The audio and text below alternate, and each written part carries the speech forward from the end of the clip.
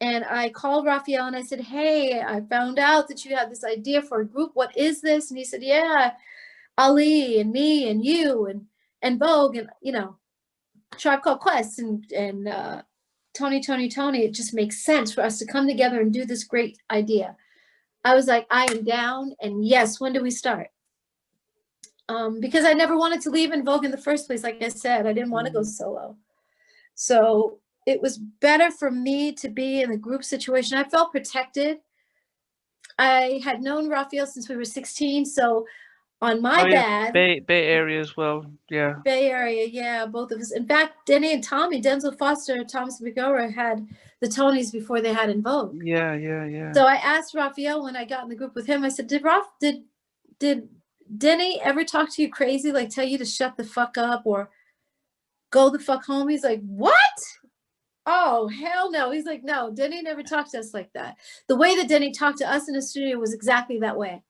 If he got pissed at us for something, he would tell us to shut the fuck up. Y'all go and again, I was like, okay, after a while, at first I was like, oh, Denny, don't say that. Oh, no. And we would leave. But after a while, I was like, okay, you guys, it's becoming a habit that Denny talks to us this way. So I know I'm going back talking about En Vogue again, but that was the mentality. When you said fear-based, or are you talking about how they were fearful of approaching the record company saying, this is wrong that we're kicking Dawn out of the group? The mentality that they had with allowing Denny to talk to us the way that he did is indicative of exactly their mindset. Yeah, you're right about that. Pre-Me Too, because a lot of that was going on across the entertainment, across the world, and there was no voice. I mean, I think not just in entertainment. No, yeah, across the world, across in different areas, and I think in people's homes. If this had happened now, it's quite easy for if because now if this was brought up, people again losing their jobs for stuff they did 20, 30 years ago. But yes. Raphael talks to you about the group. Now you must have had a little bit more knowledge about labels and deals and stuff. What was the situation when he said, "Look, hey, Lucy Pearl"? Did you look at the contract and think, okay, I'm not going to get 2 cents a record and stuff? I didn't do the right thing because, like I said, Raphael, I had known him literally since we were both 16 years old. So he played in my band in San Francisco. I knew him. I was comfortable with him. He was like my brother. And we had grown up together. So I didn't feel like he was going to step on me with that contract. I thought he was going to be fair and have my back. And he did not. So that was on me. I didn't read the contract. I read it, but I didn't redline it and go through it with a fine-tooth comb like I did the En Vogue contract. And I just signed it as it was, and it wasn't a good contract at all. And I didn't know that until after the fact. It was too late by then.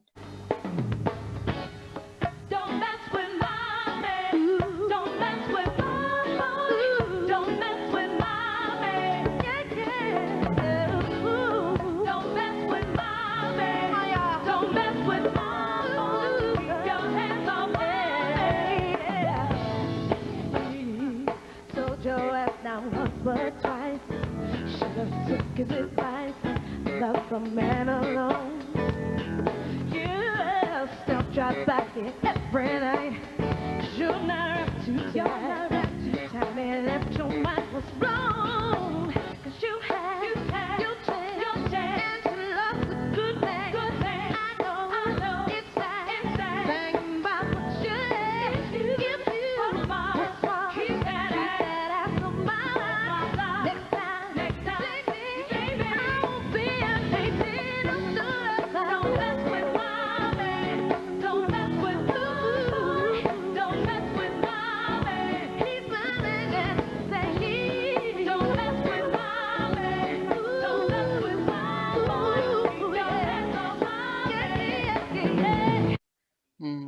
So yeah, it was a totally different situation. So was that sort of the reasons why you did sort of a couple of singles and then after first that you decided to leave after the first album?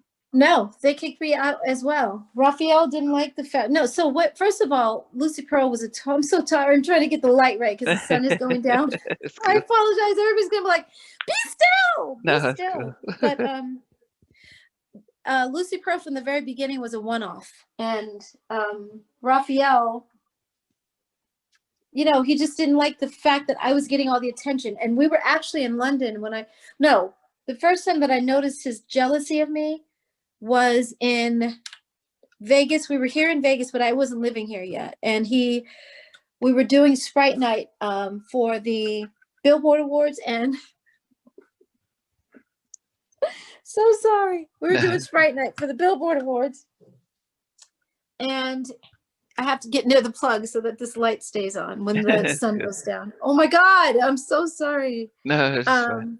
So we were doing the Sprite Night, and one of the journalists walked over to us to do an interview, and he stood between me and, so we were standing up against the wall waiting for, it's like all the tables have different countries and different parts of the country here in America as well. So you'll see Colorado over there, you'll see Cincinnati over there, you'll see Australia back there, you'll see, you know what I mean? It was all these different tables that you go to do interviews.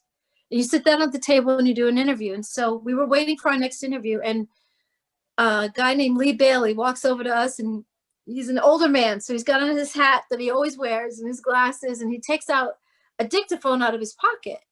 He's got on like a jacket pocket, and he takes out a dictaphone, little recorder.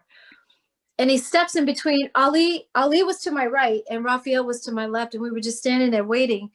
And Lee Bailey steps in between me and Raphael. What did he do that for? Raphael was like, excuse me, don't you fucking see I'm standing here? And he walked away. And I was like, I looked at Ali and I was like, we're done. We're done. Oh my, because you don't want that kind of reputation out there that you curse somebody out for no reason. And Lee Bailey didn't even, luckily, he didn't think twice about it. He didn't think, oh, that was rude.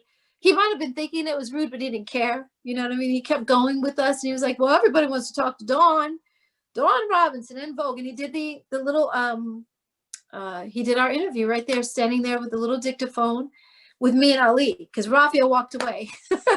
And then our first time in London, same thing. Raphael did not like the fact that everybody wanted to talk to me. He had a problem with that. He didn't like it at all. And one of the journalists, when we get overseas, we have to do a series of like all day interviews. You start from 8 a.m. in the morning.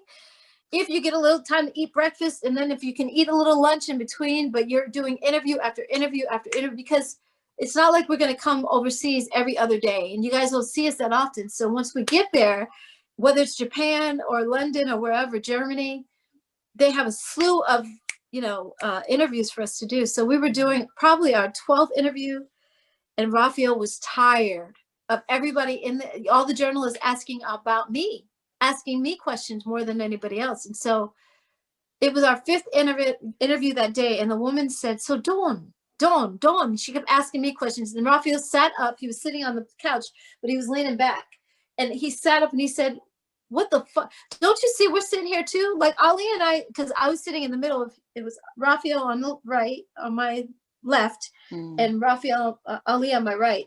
And he looked at Ali and he said, don't you see us sitting here? We've done shit in our careers as well. What the fuck? You're not talking to us at all. And she said, Dawn has done a lot more. A lot more. And I was like, oh my God. And I mean, after that, I tried to play small. I remember kind of shrinking down like, oh, that doesn't feel good. But a lot of the world does not know who the Tonys are. They may not know who Tribe Called Quest is, but they know who En Vogue is. We were much bigger. And so that's what she was trying to tell him. She wasn't trying to put him down. She was just telling him the truth. Dawn has done a lot more.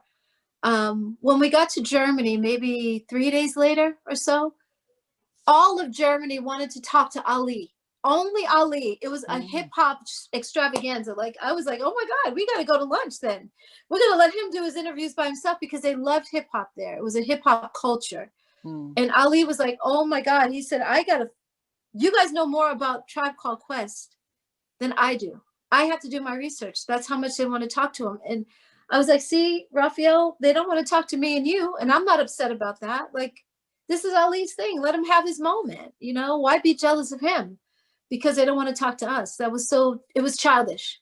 It was very childish. And I also, when we got to Paris, I brought a article from Gwen Stefani and No Doubt, and she was talking about the fact that the guys in her group, because it was a band that started out as a garage band together, garage, as you guys say, a garage band. She was saying that the guys were jealous of her, and they didn't understand why she got all the limelight at first. And she was like, first of all, I'm a girl. Anytime there's a girl in a group, the girl always gets more attention. That's one. Second of all, you guys are not going to be on the cover of, you know, Vogue magazine, because girls don't get on the cover of Vogue magazine. I do. So when I get on the cover of Vogue magazine, I bring back more attention and more stardom and more focus on the group. Everybody wins when I win. Yeah. So stop being a little bitch, stop being little bitches, and make sure that let's get this money, let's get paid. And they did. Yeah. And that's what I was trying to tell Raphael. He came to my room in Amsterdam. We were still overseas, but we were in Amsterdam by then. And he said, Dawn, I'm trying to make this work. I said, Raphael, this was the other thing that I had a problem with, because we were supposed to have our album out by June. Here we are in November. Our album wasn't out. And I was like, Raphael, the bank has been calling me about my house. Wow. I'm going to lose my house. And I was telling him prior to that, you know, I need money. I need a little bit of money. And it wasn't a lot. It was what, $1,500 was my mortgage, $1,500. So, and he told me when I signed to Lucy Pearl, because I turned down a deal with Bob Jameson. Like I said, I had a few deals on the table. Bob Jameson was at RCA, and he flew me to New York, and I had a deal on the table with him, and I turned that down to do Lucy Pearl. So if I had your back, you should have my back like you said you would, because he told me, I don't have a lot of money to give you up front, but I can figure out how to find what you need if you need it. And I was like, cool. If you just, you know, if that's what if you're telling me that when I'm down on my luck or I need a little bit of money, you're going to figure out how to help me out, then cool, I'll sign with you. And I signed that deal. So now here it is, we're in November, and we were supposed to put out the album in June. The bank is calling, they're knocking on my door, and I need to pay my mortgage. And he was like, well, I don't know what to tell you, every man for himself. But you told me that if I sign with you that you'd have my back, and now you're saying every man for himself? Like, what?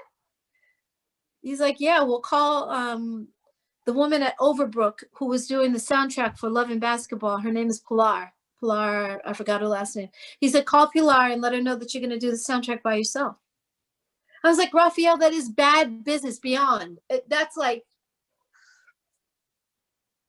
so unprofessional on every level.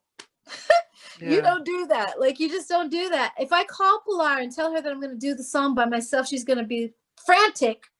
First of all, she had it in line for Lucy Pearl to do the song for the soundtrack Love and Basketball. And so here I am calling her. So I called her because he said, call her. And I did. And I said, Pilar, this is Dawn. I'm going to do the soundtrack alone. She's like, huh? What? I don't understand. So wait a minute. So it's not going to be Lucy Pearl. I don't understand what happened. I was like, oh my God. Okay. I can't explain. So I said, don't worry about it. Lucy Pearl's going to do the soundtrack. And I ended up literally losing my house. So as far as everybody's like, oh, we need a reunion, you know, Lucy Pearl. I'm like, I have tried. I really have.